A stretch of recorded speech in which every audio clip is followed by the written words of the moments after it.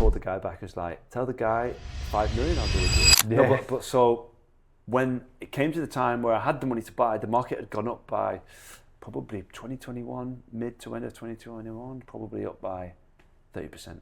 Because just a year ago. It was going up like 100 in the springs, for example, with us, because we had to pull the trigger. It was like 100,000 a month. Everything was going up by. So it was, you were constantly chasing your tail, and if your budget's tight, then it was really, really difficult unless you can over plan for it. 100%. And the problem was, because I was in it so heavily, I knew the deals that were happening 8 months ago, 9 months ago, and I'd had 5 years of the market declining. Yeah.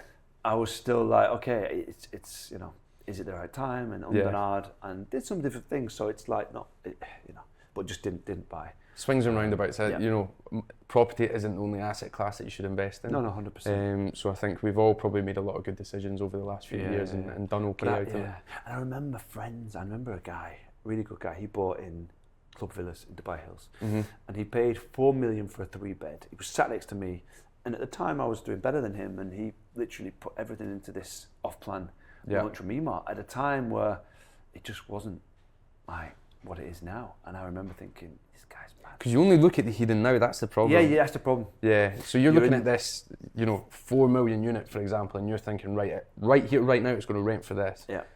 You can't predict if it's going to go up or down, so you just assume that it's going to stay the same. That's the trap. Which was the trap. So he bought it, and this was pre-COVID. This is probably 2017, so it was super early. And I'm like, this guy's mad. And he paid super premium for a golf course basing unit. So the standard ones are about 3. He paid 4 million, and I was like, oh, crazy. Anyway, over the next 4 years, obviously market was just getting slammed. And they were reselling. I was reselling them for 2.6. He paid 4. Wow. And he was at a point where, like, I was like, putting petrol in a car was an issue sometimes. Yeah. And like, couldn't come out for brunch. And it's like, then COVID came, and I was like, oh my God. It's going to get even worse, Like, this is not good. Then we started to come out of COVID, and he was scraping by. He actually got a job at the developer because he managed to get better plans because he worked with them, which was smart. And came out of COVID and started getting phone calls with buyers. And to be fair to him, so much opportunity to sell. Got back up to his OP, held out. Yeah. Got back above his OP, held out, started getting phone calls. And one night he called me, he got one offer from a company, and it was 4.9, and he paid 4. And he'd gone through all of that, and I was like, okay, you got to take it. So he called the guy back, and was like, tell the guy 5 million, I'll do a deal. Yeah. Guy called back 20 minutes later, done deal, 5 million. He checked on his phone, and at the time, he looked, and he was like, I want to be a millionaire in English. It's like one of his ambitions. He was like, tell the guy 5 million and 50. Yeah. So that, like, with everything, it nets him £1 million. And the guy was like, yeah, done. Took £1 million from the deal, then bought 2 other properties on mortgages in the same community, good deals, and pretty much put them on Airbnb. Now those are probably worth, I would probably say 15 million. That's crazy. And the income from the rentals is insane. It doesn't have to work now, literally just from the income. Yeah. But going through those years, I was like, it's riding it out. It's like the stock market, isn't it? Yeah. It's at the moment it's not particularly good.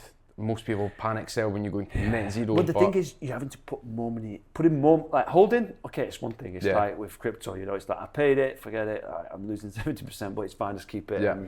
But when you've got to then put more money in on the same value, so you're not buying it in cheaper. You're not dollar cost averaging. You're just still paying for that higher price. That's what's tough. That's what gets a lot of people. Oh yeah. I mean, if you look back at those tough times. And nobody knew what was going to happen. And one of my frustrations was, I look at like Jumeirah Islands. I was doing mortgages in Jumeirah Islands. 7 mil? No. We had one agreed at 3.7 and the buyer pulled out. He pulled out. I've got some stories like that. And we did one at 4 million. We, in fact, did quite a few at 4 million. I remember vividly, it was on low document mortgages, a lot of self-employed people buying them.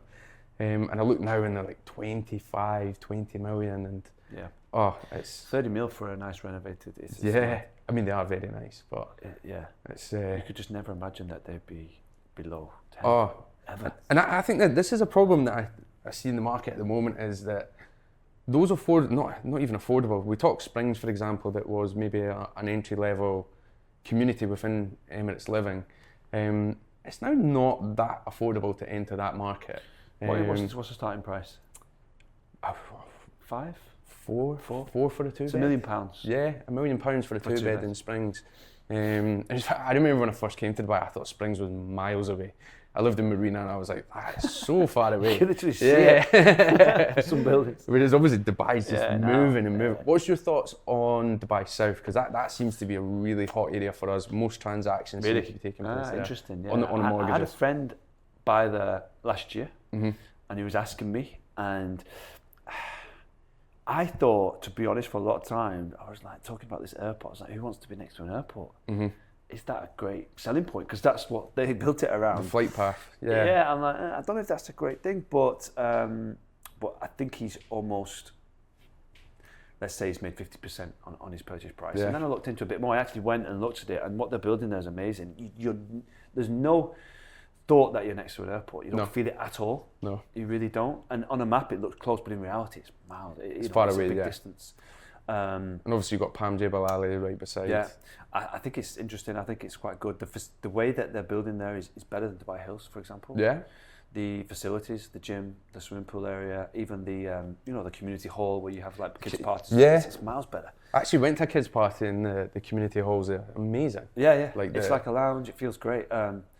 And yeah, I like it because it's that next. It's probably the Springs 5, 6, 7 years ago. Better quality. Better quality. Yeah. And villas and townhouses, I think. It's just that drive. So the one thing that put me off, and again, it's this mindset that, unfair bias applies to everything in life. And you have this bias when you've lived city centre that, this is really far away. But Talal Al Ghaf was really far away. Sustainable City was Dubai really Hills was far. I had Yeah. people turning around on Hessa Street, coming Just from being like, the office in the marina. Yeah. We'd meet them and be like, let's go and take a look at the location. Get to like end of Hessa Street. Cancel the viewing. We're not going to live out here. Forget it. To be fair, Hessa Street would put me off most things. But Yeah, exactly. I was like, I needed a different road to take. Yeah. But yeah, going back to Dubai South, I watched someone talk about it's not the airport, it's the businesses that will be built around the airport for logistics, for supply chain. There's going to be so much coming where people want to be close. Because at the minute, you're thinking about people working in Business Bay, downtown, Marina. People are going to be working there. And people are going to be travelling from downtown thinking, that's miles away. I'd rather just live next to where I work. Yeah. So that's, again, thinking ahead.